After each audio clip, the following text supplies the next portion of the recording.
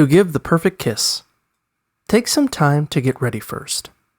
Brush your teeth, freshen up your breath, and put on some lip balm to soften your lips. Choose a time when you and your partner are both relaxed and can have some privacy. Before you make your move, look for signs that they're in the mood to lock lips. For instance, they might lean in, make lingering eye contact, or glance at your lips. If you're not sure, say something like, "I'd love to kiss you right now. Is that okay?"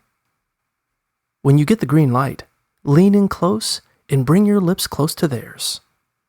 If you want, build anticipation by lingering and looking into their eyes for a moment. Tilt your head slightly to one side so you don't bump noses, and close your eyes. Keep the first kiss short, light, and gentle.